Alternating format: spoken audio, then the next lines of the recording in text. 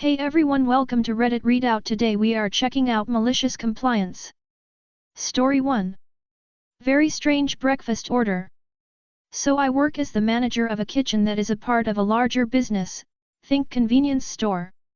We have a setup that is a little like Subway with the counter and the array of ingredients all laid out for customers to choose different ingredients to make custom meals.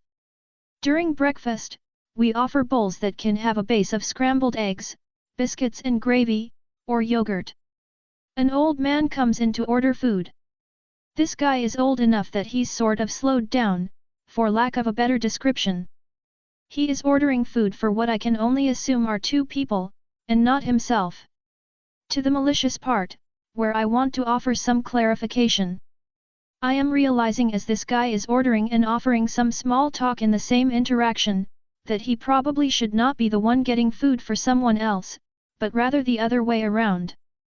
Thus, I am complying with him, but the people who got the food are, in my opinion, worthy of a lesson.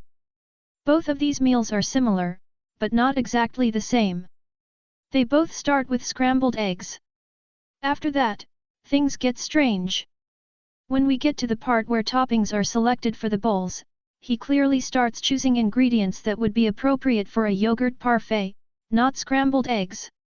Banana, strawberry, granola, blueberry, candied pecans. Of course I realize that this is not supposed to be an egg bowl. It occurs to me, though, that maybe they won't send Grandpa and instead get off their lazy asses and get their own breakfast, and get him something while they are at it. Now it gets better, as he begins to add some other ingredients. Avocado, pico de gallo, mushrooms.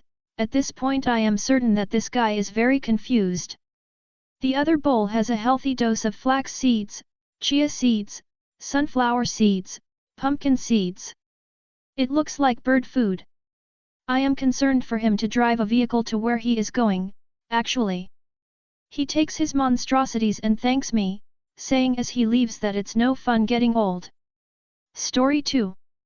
Overtime on overtime. Small MC but long text.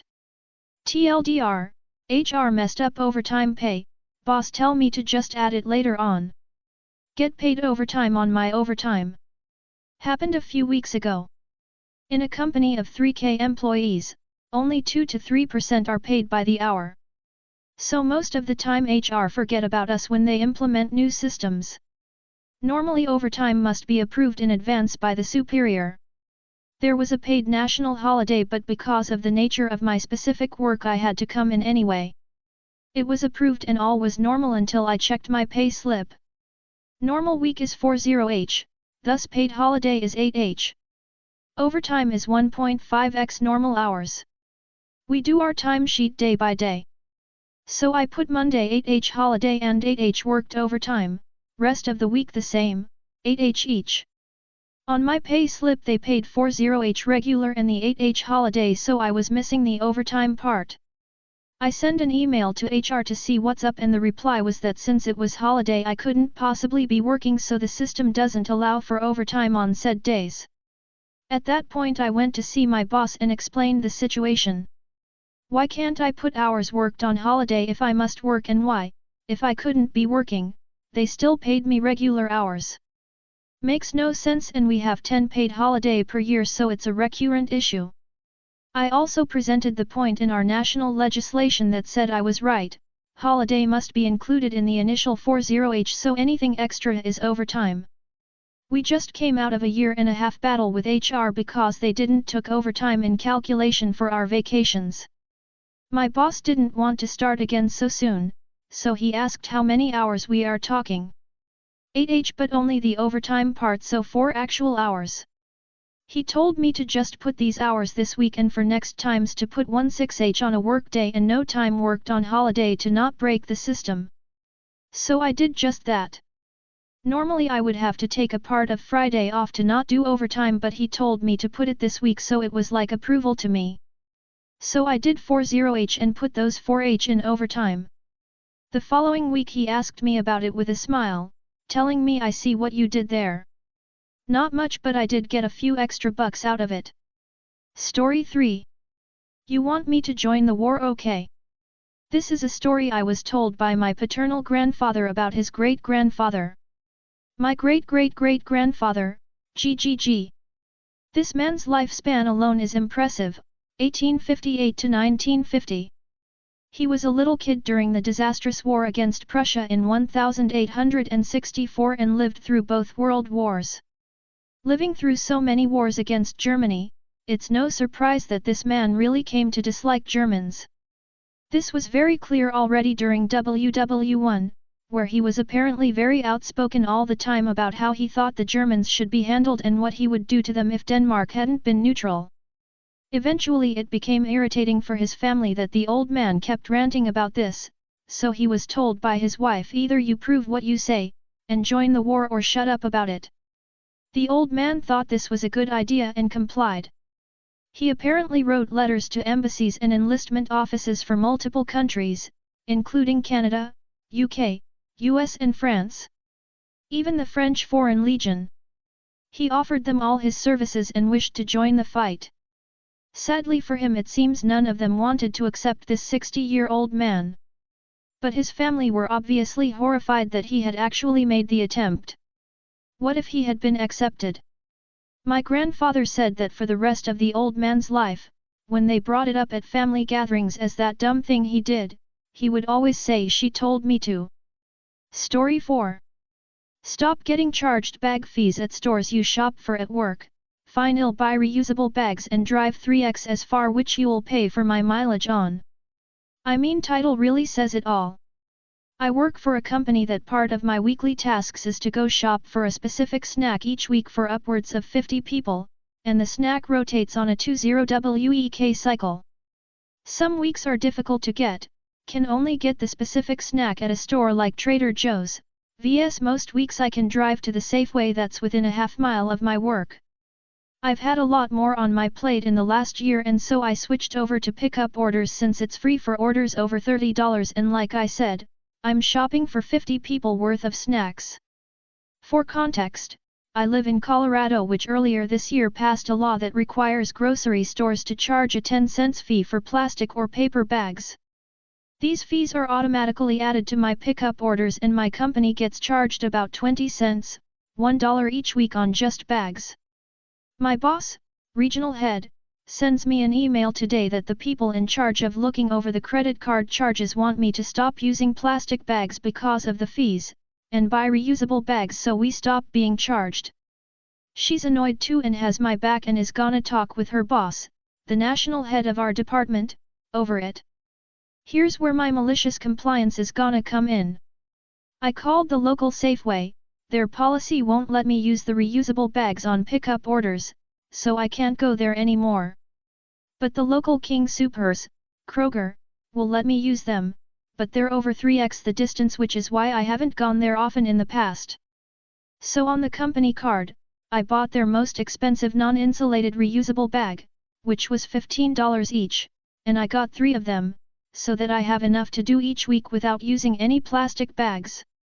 I also get paid for my mileage I drive for work-related trips, 30 per 1/4 mile, and always rounded up to the nearest 1/4 mile for each trip. The Kroger is exactly 3.05 miles away. Meaning it gets rounded up to 3.25 there, and 3.25 back. So 6.5 mile for the round trip, I get paid $7.80 when I drive there.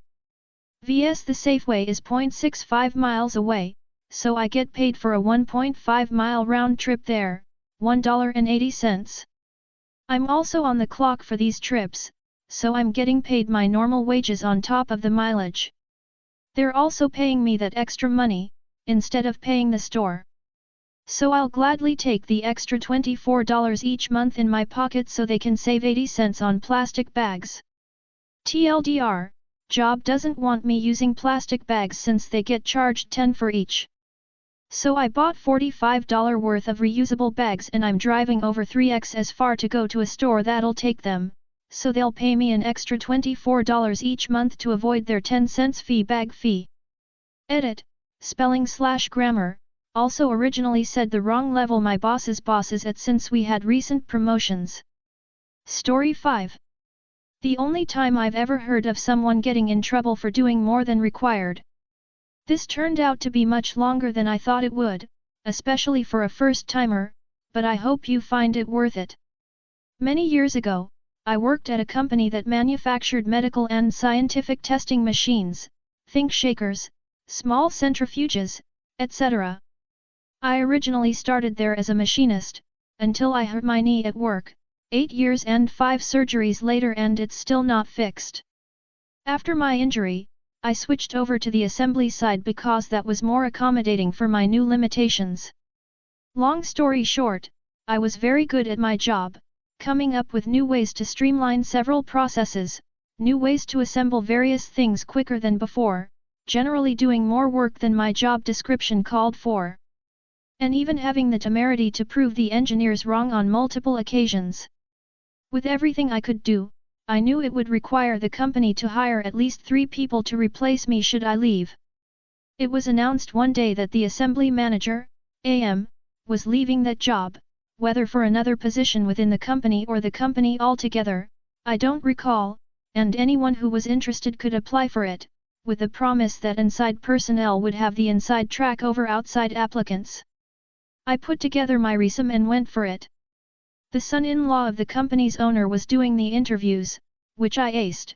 He went so far as to tell me that my resume was by far the most professional and complete he'd ever seen, but I didn't get the job. No hard feelings, I just went back to doing what I had been doing. Well, as it turned out, they hired a friend of the owner's son-in-law as the new AM. So much for that inside track, hey? It seemed to me, as well as my co-workers, that we weren't even at the same racecourse, but whatever. I could deal with it. I don't know what that guy's previous work experience was, but it became abundantly clear very early on that he was out of his depth. He had no clue why and how things were done the way they were, but he decided a couple of weeks after his hiring that he was going to change everything about the assembly area. One of the things he decided was that we were no longer allowed to exceed the number of machines assembled per day, nor were we permitted to skip over machines to get to others, regardless of the issue, engineering issues, bad parts, wrong parts from the warehouse, etc. Some of those parts came from the machine shop side, but many from outside companies, too, but we also weren't allowed to stand around waiting for new parts from the warehouse. We couldn't even get with the warehouse personnel to help find the parts we needed or help them get the parts into our assembly area. No more doing more became our mantra. Productivity and quality plummeted. Needless to say, none of the assembly team was happy in the slightest. I tried. I really did, but I have issues with not doing things to the best of my ability. I also have issues with not being able to fill my workday with work. You know, what I'm being paid for. I would be the absolute worst person to ask about quiet quitting. A few months into the new M's tenure, my station was at a standstill due to an engineering problem with a new variant of a machine that I could practically build blindfolded. I had 4 to 5 college-educated engineers crowding my station attempting to figure out a problem that arose only after the machine was fully assembled, which I explained exactly how it could be fixed with minimal effort, BTW, and I was correct, but that's a different story. While waiting for the engineers to come to the same conclusion as me, they did. Eventually, I went to the warehouseman responsible for pulling the parts I needed to assemble and asked him to switch over to a different machine I was going to build. The AM happened to wander over just then and asked what I was doing. I explained the situation with the engineers and that I was currently unable to work on those machines, and rather than standing there looking lazy, I was trying to get a jump start on the other machines I needed to build that day. At no point did I get sarcastic, which is my normal mode of communication, or mean, nor was I flippant in any way whatsoever. I was merely trying to get some work done that we both knew needed to get done. He starts loudly berating me in front of the entire shop, both the assembly area and the machine shop, specifically saying, "You're not allowed to do more than what I tell you to do, in the order I tell you to do it." I placated him as best I could and went back to my work area, which was still overrun with engineers and settled down for a long wait. Cue the MC, because I didn't work on another machine for the rest of the day, not because I didn't want to, but because I was told I wasn't allowed. A couple of hours later, I was called into the M's office for a meeting. I was expecting another stern talking to, which I could handle. Being ex-military, I'd long grown accustomed to being chewed out by people who didn't know how to do the job I was doing. What I was not accustomed to was getting a write-up for trying to do my job, especially since the official reason was insubordination. The AM didn't even have the courage to do it himself. He foisted it off on my immediate supervisor, who wasn't involved in the prior situation and had no idea what had happened earlier. I think he was busy putting out a different fire. When he asked what happened that justified my first, and only, write-up in the 2.5 years I'd worked for the company. When I explained it to my supervisor, all he could do was shake his head in disbelief. He was a good supervisor, at least when it came to getting the best out of most people, but he also wasn't really known for rocking the boat to stick up for his people. That said, when he tried to get me to sign it, I refused because I obviously disagreed. He said he understood, but he'd have to talk to AM about it. That did not go well. I could hear the yelling half a building away, despite the machinery running. Once again, I was called to M's office, but this time I was facing the AM. He immediately started yelling at me again, but not just about the earlier incident. Now he wanted to know why I hadn't built the day's allotment of machines. I coolly reminded him that, not only was there an engineering problem with the machines I was supposed to build, he told me not to work on any other machines and to do so was insubordination, as he so callously put in the write-up. Then he asked me if I was going to sign the write-up. Once again, I refused. I don't think it's right, or fair, to be reprimanded for doing my job. If you don't like it, he said through clenched teeth, find another job. I can find 1,000 people who can do that job. I never said otherwise, jackass. I was fed up now and refused to tamp down my anger any longer. But you'll need at least 3 people to do everything I can do as easily and as well as I can. Good luck with that. I left him standing there, completely flustered, went to my work area to gather my personal effects, walked over to my supervisor.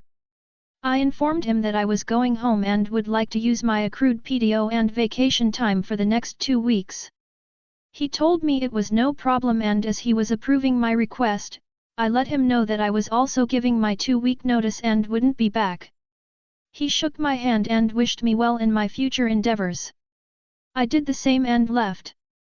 I got to leave on my terms and through my son, who also worked there, as well as various friends I'd made while working there, I did learn that the company had to hire no less than 5 people to replace me and my expertise. I also got the last laugh, because I'm pretty sure AM got fired a couple of years later for various reasons, not least of which was the lagging productivity and his driving a mass exodus of the best personnel in the assembly area. That's all for today. Please don't forget to like and subscribe.